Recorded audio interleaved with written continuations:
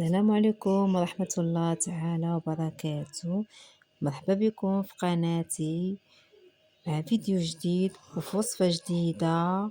اليوم إن شاء الله غنشارك معكم وصفة رائعة وصحية وكتجي لذيذة بدون سكر وكتستحق التجربة وكتجي سفنجية وهائلة كيف ما كتشوفوا، زوينة بزاف، اللي هي بانكيك بالدقيق القمح الكامل.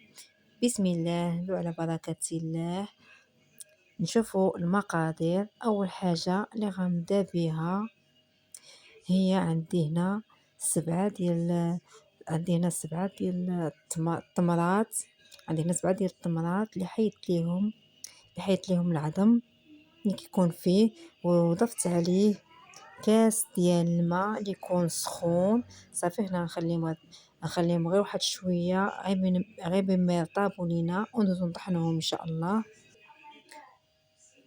صافي هنا غادا ناخد ميكسو باش غادا نطحنو، ولا تقدروا تطحنوا في كاس ديال الخلاط. صافي نطحنوه مزيان مزيان مزيان حتى يطحن لينا مزيان. هنا كما شفتوا انا ضفت كاس ديال الماء ديال العلبه اللي يكون سخون.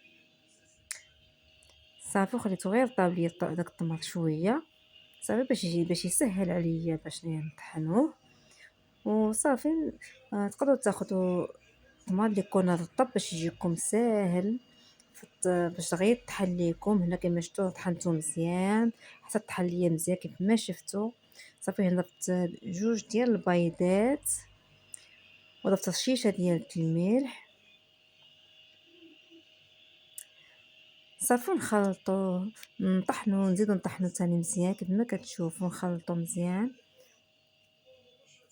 كما قلت لكم. تقدروا تطحنوا في الكاس ديال الخلاط ولا اي خلاط طحنوا تطحن لكم مزيان مزيان. صافي هنا غنضيف نص كاس من الزيت النباتيه. هاد الوصفه هذه ديال البانكيك راه كتوجد لنا بسرعه، غير في 10 ديال الدقائق دغيا كتوجد لينا. وتقدروا تعوضوه بالحليب. انا كما شفتوا هنا ضفت غير الماء، وتقدروا تعوضوه بالحليب يكون سخون. صافي هنا بعد ما طحنت الخليط كيف ما شفتوا طحنته مزيان كما شفتوا طحالي على هاد الشكل هكا. تعالوا نطحنوه مزيان.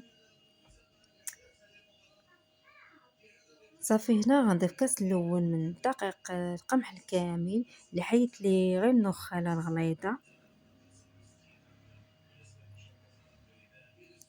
صافي وغادا نضيف كيس من خميره بيكنج بودر 8 غرام. صافي نخلطو. هنا غنضيف جوج كيسان ديال دقيق القمح الكامل. الا كان عندكم لا ضفتوا البيض صغير، كان عندكم بيض صغير جوج بيضات صغار غياخد لكم كاس ونص. انا هنا ضفت جوج كيسان ديال دقيق القمح الكامل، حيت هنا ضفت جوج بيضات راه كانوا عندي كبارين، يعني خدا ليا هنا جوج كيسان. صافي هذا هو القوام اللي حصلت عليه، يكون على الشكل هكا.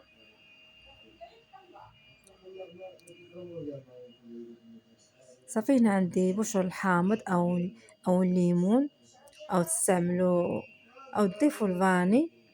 انا نكهت هنا غير البشر ديال الحامض اللي حكيته في الحكاكه. صافي باش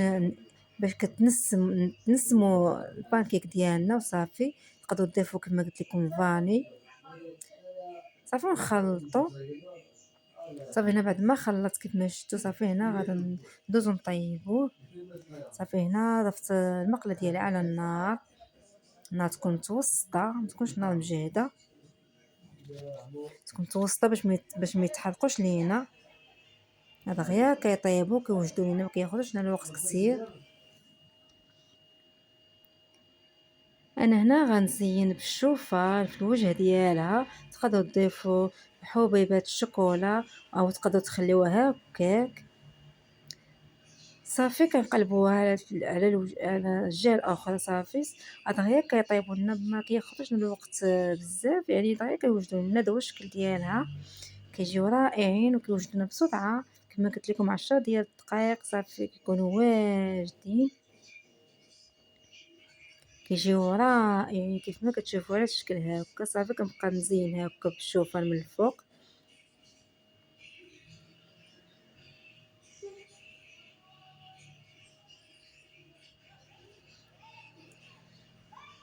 وصحيين كيجيو رائعين وصحيين وزوينين بزاف.